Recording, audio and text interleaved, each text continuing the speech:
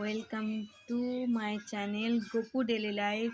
এই যে আমার গপু সোনা আর লালি বাইরে বেরিয়েছে, রোদে বসে আছে। ওদেরকে আজকে আমি তেল মাখিয়ে স্নান করাবো।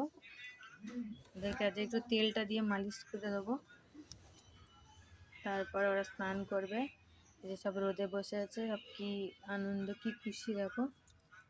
এই যে ওদের স্নান করানোর জন্য সব জিনিসপত্র রেডি করে নিয়ে বসে আছি। ওদেরকে স্নান করাবো। এখন একটু তেলটা মাখিয়ে নিই।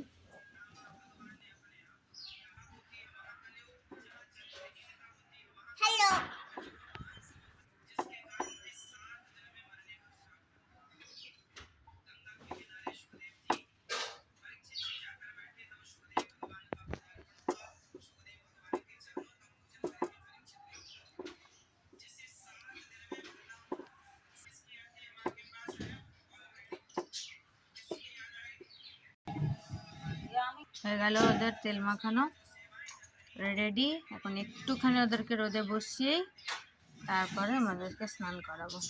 এই যে আমাদের ভগবান বসে আছে তার প্রিয় সখীর কাছে, মানে বৃন্দা দেবীর কাছেই একদম বসে আছে। একটু রোদটা গা গরম করে নিক, তারপরে স্নান করিয়ে দেবো। এই যে ওরা স্নান করার জন্য রেডি হয়ে গেছে, আমিও রেডি হয়ে গেছি। এই যে স্নানের সব কিছু রেডি। আর স্নান করবে আমার গপু সোনা, আমার লালিমা।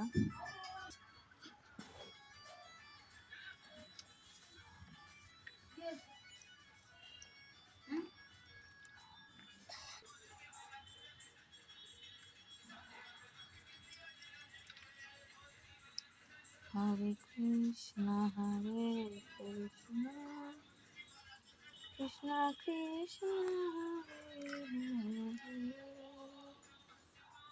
এই যে ওদের স্নান হয়ে গেছে। এবার আমি ওদেরকে মুছিয়ে জামা কাপড় পরিয়ে দেবো।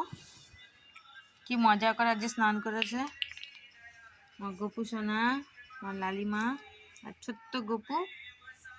ওদের মধ্যে আজ স্নান করলো প্রথমবার।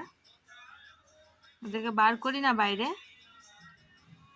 আজকে বার করলাম যে একটু রোদের মধ্যে স্নান করাই। ওরাও খুব খুশি, দেখো হাসছে কি সুন্দর বসে বসে। এবার ওদেরকে আমি একটু মুছিয়ে ওদের জামা কাপড় পরিয়ে নিই, ঠান্ডা লাগছে ওদের। এই যে ওদের স্নান করিয়ে জামা কাপড় পরানো হয়ে গেছে। ওরা এখন রেডি হয়ে এখন রোদে বসে আছে। একটু গাটা গরম হয়ে গেলে আবার আমি ওদেরকে সিংহাসনে গিয়ে বসিয়ে দেবো। এই যে স্নান করে এখন সোয়েটার পরে এখন রেডি হয়ে বসে গেছে। এখন যেহেতু রোদে আছে তাই টুপি পরাইনি, তখন সিংহাসনে বসিয়ে দেবো, তখন আমি টুপিটা পরিয়ে দেবো। মা ওদের জন্য ভোগ বানাচ্ছে, ভোগটা হয়ে গেলেই ওদেরকে আমি আবার সিংহাসনে তুলে দিয়ে আসবো। রাধে রাধে। আজকের ব্লগটা আমি এখানেই তাহলে শেষ করছি। হরে কৃষ্ণ। কার কেমন লাগলো আমাকে কমেন্ট করে বলো, অবশ্যই জানিও। হরে কৃষ্ণ।